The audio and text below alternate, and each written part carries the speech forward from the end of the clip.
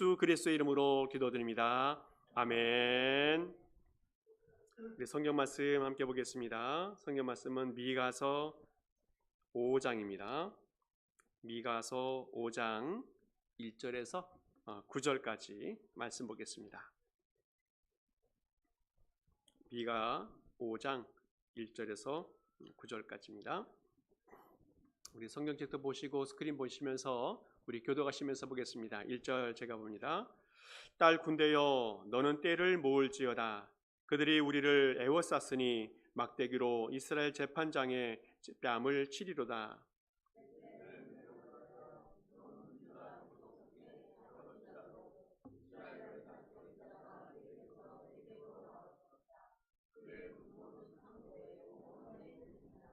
그러므로 여인이 해산하기까지 그들을 붙여 두시겠고 이 이후에는 그의 형제 가운데에 남은 자가 이스라엘 자손으로부터 돌아오리니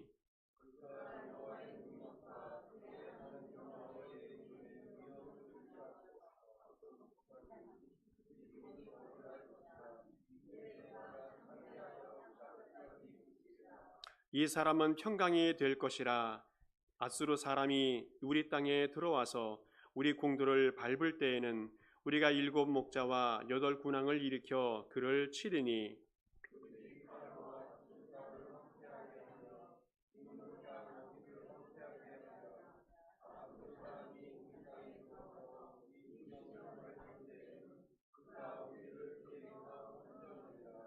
야곱의 남은 자는 많은 백성 가운데에 있으리니 그들은 여호와께로부터 내리는 이슬 같고 풀 위에 내리는 단비 같아서 사람을 기다리지 아니하며 인생을 기다리지 아니할 것이며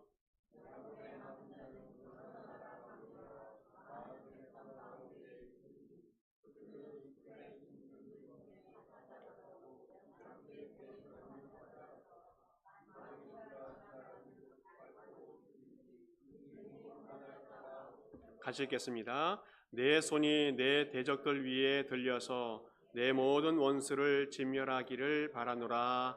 아멘.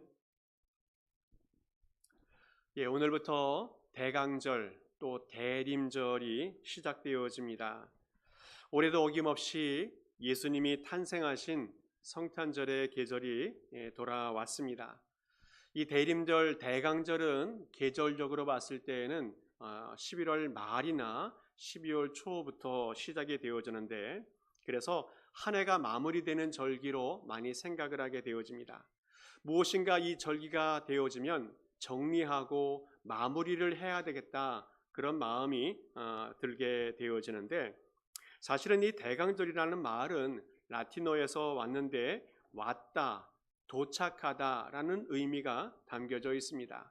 무슨 말씀입니까? 대강절이라고 하는 것은 기독교 절기의 시작이라는 겁니다.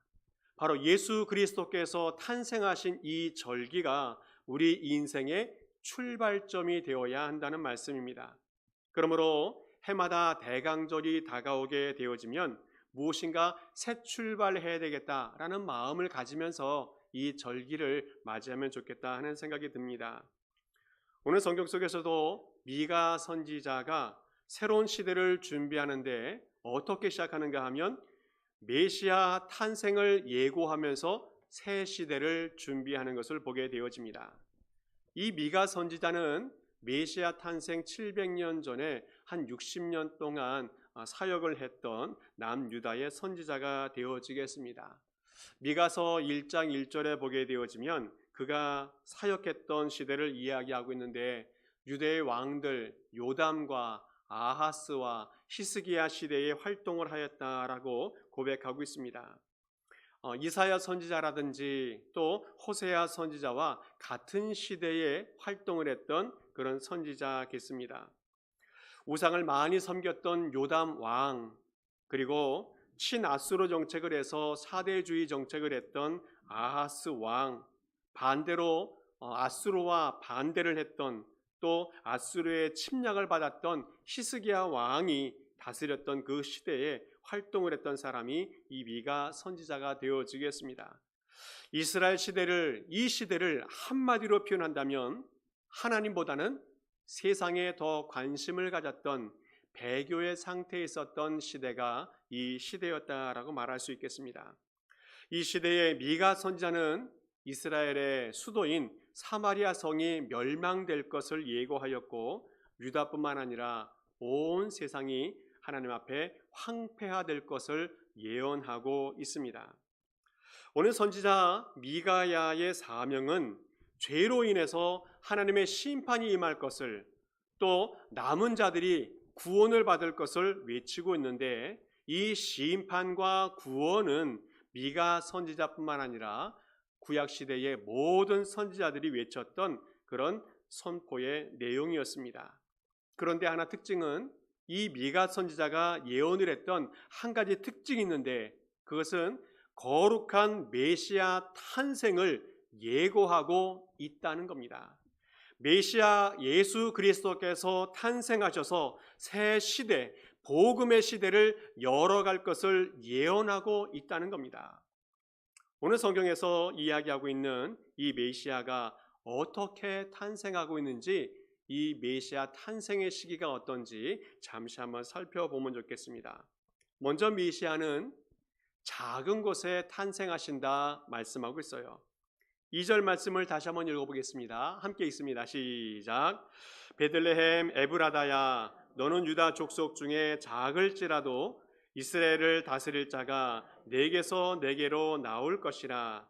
그의 근본은 상고의 영원에 있느니라. 아멘. 이 베들레헴이라는 말은 이 떡집이라는 뜻이 담겨져 있는데, 이 베들레헴 에브라다야라까지 있습니다.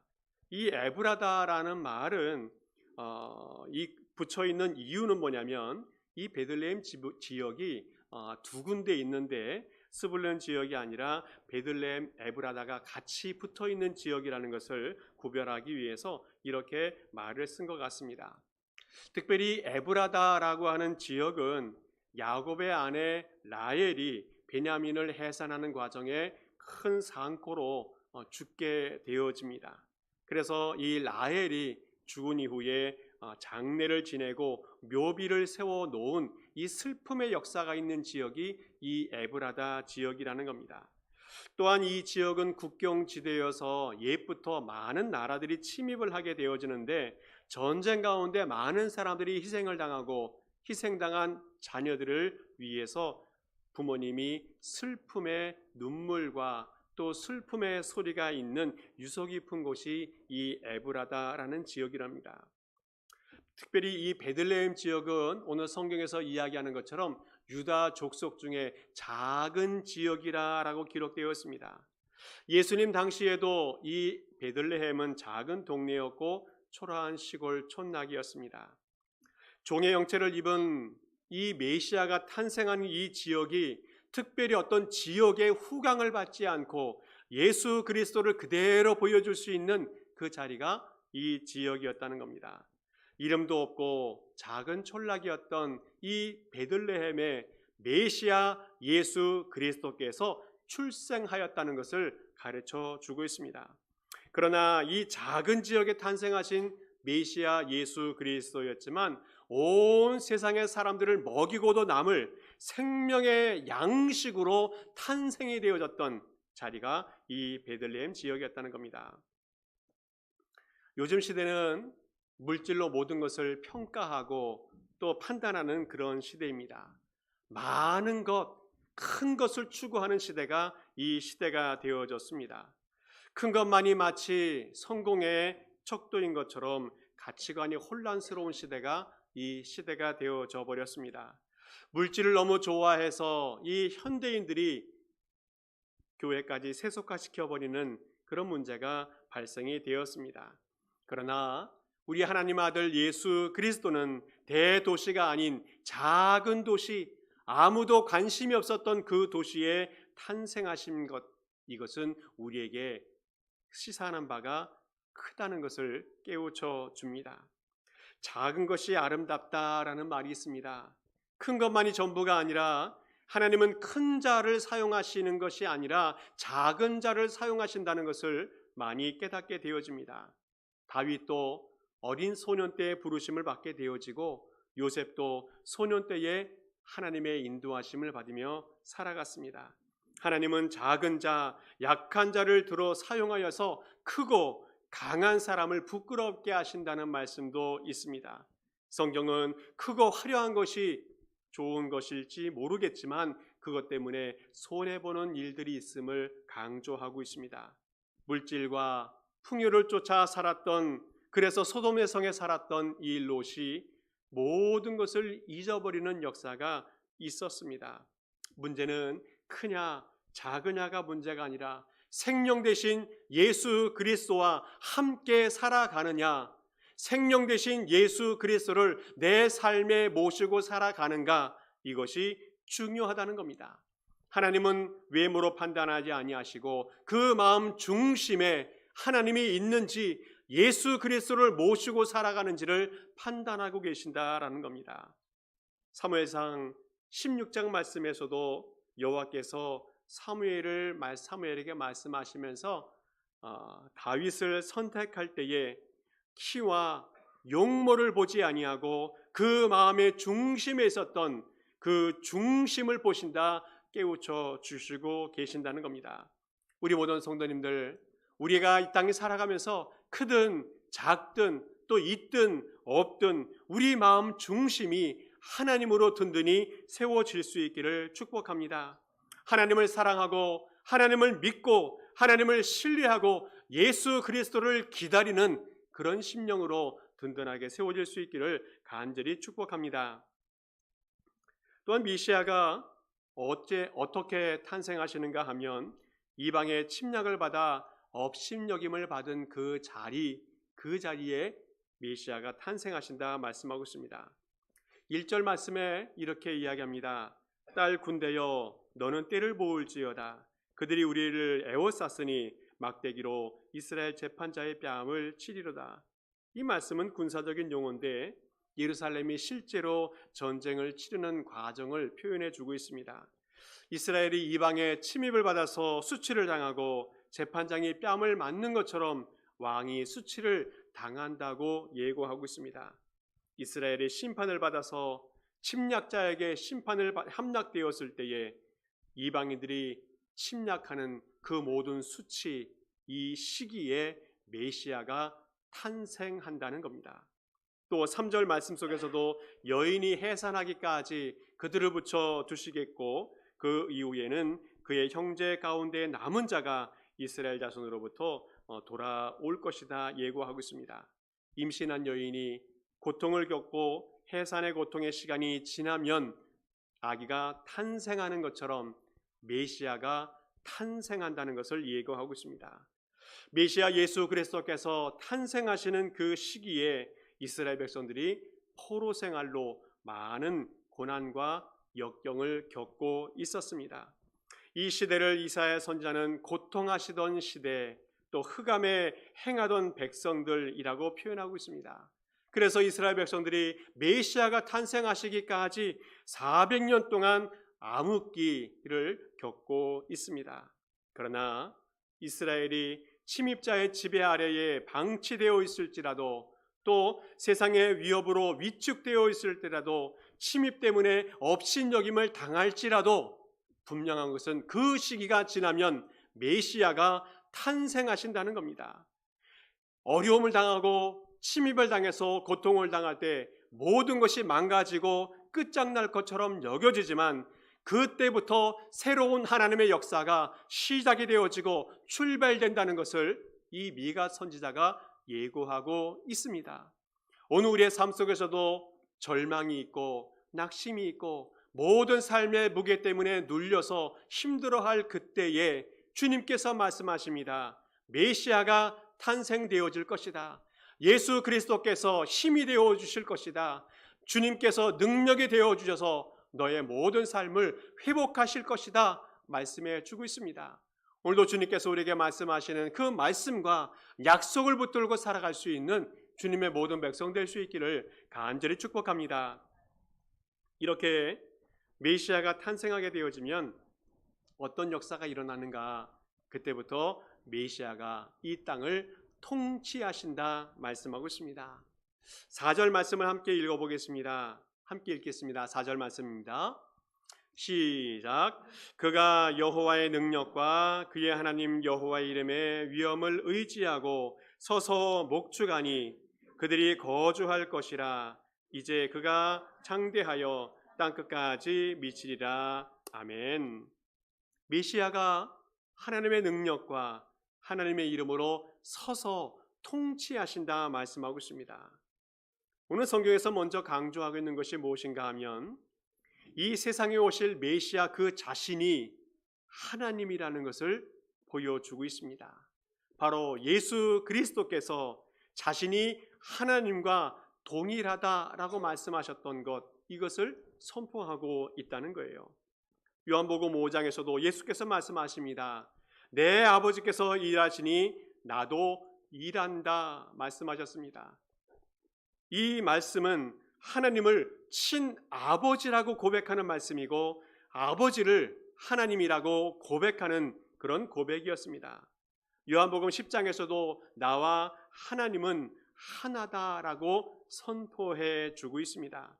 예수님이 바로 미래에 오실 그 메시아 그 자신이라는 것을 고백하고 있어요. 예수님은 자신이 구약 성경에서 특별히 미가 선지자가 예고했던 그 메시아라는 것을 밝히 드러내 보여주고 있습니다. 이렇게 미가 선지자는 메시아가 탄생하면 새로운 시대가 열려질 것인데 그 시대는 메시아가 통치하는 시대다라고 말씀하고 있습니다. 메시아가 어떻게 통치하십니까? 메시아는 선한 목자로 통치하신다 말씀하고 있습니다. 금방도 4절 말씀 속에서 그 말씀 서서 목축하신다 말씀하고 있는데 이것은 메시아가 선한 목자로 탄생하셔서 통치하는 모습을 말씀하고 있습니다. 메시아가 목자로서 먹이시고 입히시고 또 이끄시는 그 모습을 예고해 주고 있어요. 요한복음 10장에서도 예수님이 말씀하십니다. 나는 선한 목자라. 선한 목자는 양을 위하여 목숨을 버린다 말씀합니다.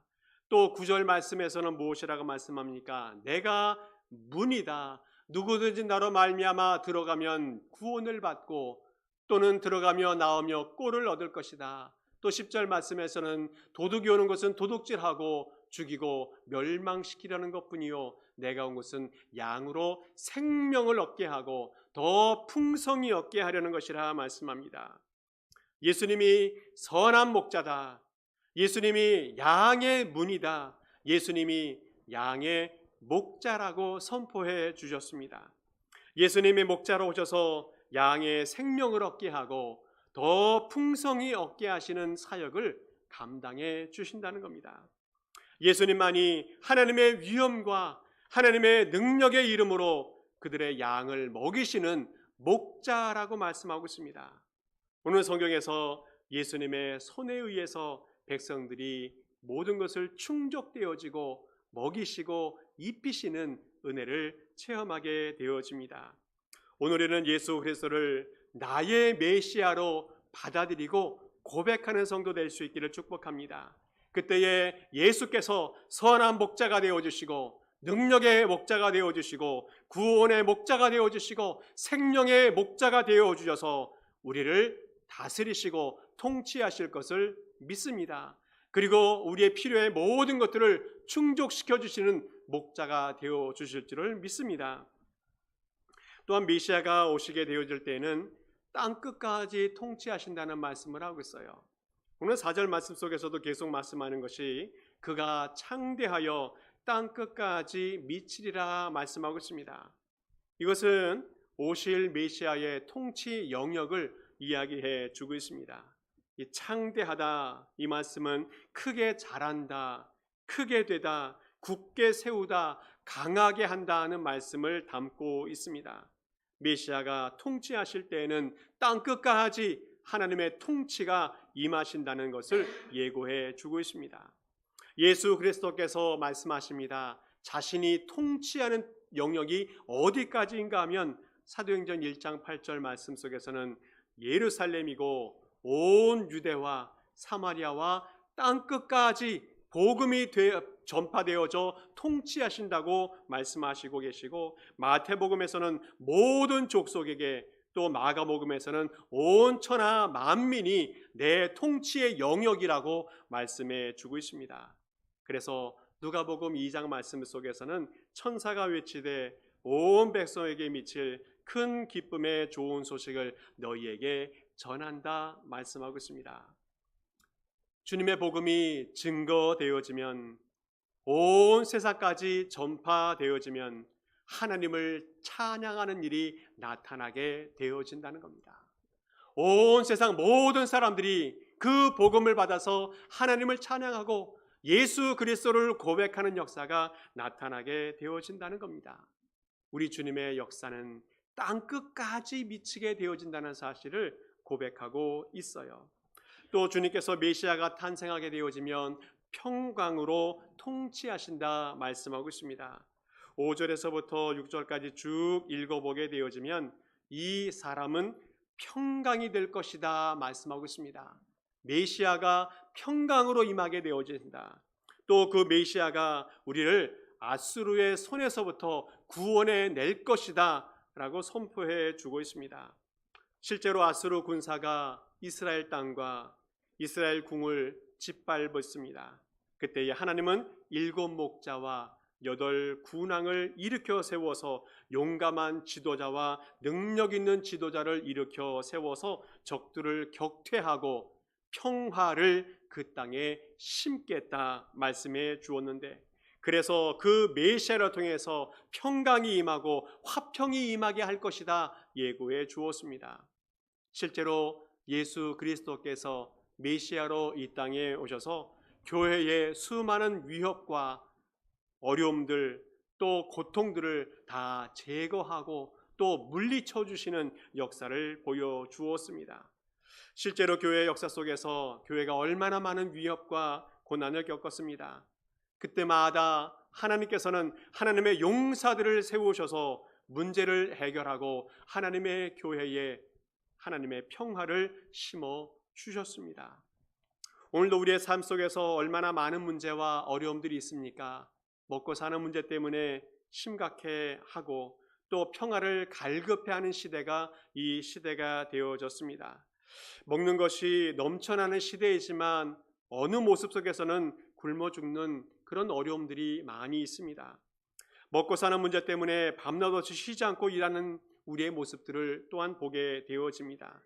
전쟁으로 인해서 얼마나 많은 사람들이 희생을 당하고 죽어가고 있는지 알 수가 없습니다.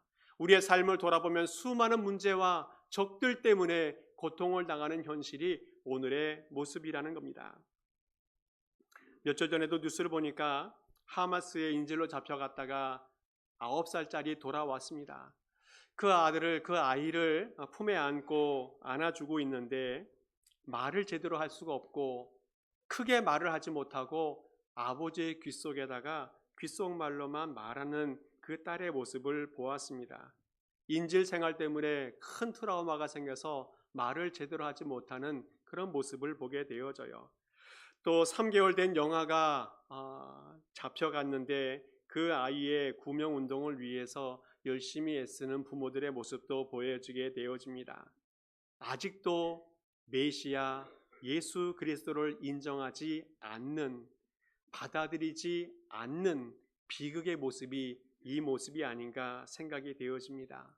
메시아가 없으면, 메시아를 받아들이지 않으면 사람의 목숨도 사람의 인권도 존중되지 못하는 그런 모습들이 이 땅에 나타날 수밖에 없다는 겁니다. 그러나 메시아 예수 그리스도께서 오시게 되어지면 완전한 세상이 만들어지고 완전한 평화가 임하게 될 줄을 믿습니다. 오늘 7절에서부터 쭉 읽어보게 되어지면 야곱의 남은 자라는 말씀이 나오고 있습니다. 야곱의 남은 자. 이 말씀은 메시아를 기다리는 사람들을 비유로 설명해 주고 있습니다. 메시아를 기다리고 믿고 받아들이는 사람은 이슬과 같이, 담배와 같이 구원을 받게 될 것이다 말씀해 주고 있습니다. 비록 숲에 걸려 있을지라도 사자의 위협이 있을지라도 그곳에서 구원을 받게 되어지고 그 모든 세상을 통치하고 다스리는 사람이 될 것이다 라고 예고해 주고 있습니다. 오늘 성경에서 남은 자를 이야기하고 있는데, 이 남은 자는 하나님의 구속의 역사 속에서 중요한 의미를 담고 있습니다. 하나님은 항상 남은 자를 남겨 놓으신다는 거예요. 아무리 큰 심판이 있고 아무리 이 세상이 어려움을 당하여도 하나님을 믿는 남은 자를 항상 남겨 놓으신다는 겁니다. 아담의 가정이 타락하여서 모든 것이 저주 가운데 있을지라도 의로운 자손 아벨을 남겨주셨습니다. 또 아벨이 형에 의해서 살해되었을 때에도 셋이라고 하는 아들을 주어서 의로운 가문 아벨의 계보를 이어가게 하십니다. 엘리야 시대 때에는 바알에게 무릎을 꿇지 않았던 7천인을 주님이 남겨놓으셨습니다. 이스라엘 시대에도 신앙의 절개를 지키는 거룩한 시 그루터기라고 하는 사람들을 남겨놓으셨습니다. 하나님은 어려운 시대, 환난의 시대, 핍박의 시대일지라도 하나님을 믿고 신뢰하는 그 그루터기 같은 사람들, 남은 사람들을 거룩한 씨를 남겨놓아서 새 시대를 열어가게 하신다는 겁니다. 그 사람들이 누굽니까? 메시아를 기다리는 사람들이라는 겁니다. 오늘 성경에서 야곱의 남은 자들, 이 사람들이 신앙의 계보와 신앙의 맥을 이어가는 사람들인데, 그 모든 야곱의 남은 자들이 우리 모든 성도들 될 수 있기를 간절히 축복합니다. 메시아가 탄생하게 되어지면 이 메시아께서 완전한 세상을 만들어 놓으실 것이라 약속해 주었습니다. 그 완전한 세상은 완전한 의가 있는 세상이고 완전한 평화가 임하는 세상입니다. 불의가 제거되고 모든 악한 것들이 다 심판을 받아서 사라지게 되는 세상, 그 세상이 완전한 세상이라고 말합니다. 오늘 우리가 살아가는 세상은 경제적인 문제 때문에, 또 전쟁의 문제 때문에, 또 정치적인 문제 때문에 수많은 고통과 아픔이 있습니다. 또 죽음의 문제 때문에 힘들어하는 세상이 오늘 우리의 시대입니다. 그러나 메시아 예수 그리스도께서 임재하는 순간에 모든 문제가 다 해결되는 줄을 믿습니다. 주님께서 먹고 사는 문제 메시아 예수 그리스도께서 해결하실 것이고, 평화의 문제도 메시아 예수 그리스도께서 임재하는 순간에 다 해결해 내실 것입니다. 그리고 우리의 삶에 완전한 세상, 완전한 평화를 임하게 해 주실 줄을 믿습니다. 주님께서 영원한 천국으로 우리를 이끌어 내시면서 완전한 세상, 완전한 평화를 경험하게 해 주실 것입니다. 말씀을 정리합니다. 성탄절은 메시아가 탄생되는 절기입니다. 이 절기는 새 역사가 시작되어지는 절기입니다. 천국의 복음이 시작되는 절기이고 하나님의 나라가 시작되는 절기입니다. 이 메시아 예수 그리스도를 주님께서 우리에게 주신 것은 우리 인류에게 가장 값비싼 선물로 주신 것입니다. 영광의 선물을 주신 것이고 축복의 선물을 허락해 주신 것이라는 겁니다. 오늘 성도들은 어떤 존재입니까? 메시아 예수 그리스도를 기다리는 존재들입니다. 우리 세상 속에서 해결되어야 될 문제, 메시아가 오시면 다 해결될 줄을 믿습니다. 이 시대에 산적한 수많은 문제가 있을지라도 메시아가 오시면 다 해결될 줄을 믿습니다. 오늘 모든 성도님들 메시아이신 예수 그리스도를 내 삶에, 내 인생에 모시고 살아가 주님이 약속하신 완전한 세상, 영원한 행복을 누리며 살아가는 모든 성도 될 수 있기를 간절히 축복합니다. 함께 기도하겠습니다. 아버지 하나님 감사합니다. 성탄절 대강절을 통해서 예수님을 기다리는 절기가 되게 하여 주시옵소서. 그래서 주님께서 이루고자 하시는 영원한 새 세계에 참여하는 성도가 되게 하여 주시옵소서. 우리와 우리 시대에 주님의 통치가 있게 하시고 주님의 평화가 임하는 삶을 살게 하여 주시옵소서. 감사드리며 예수 그리스도의 이름으로 기도하옵나이다. 아멘. 우리 모두 일어서서 함께 찬양하시고 축도 예배를 마칩니다.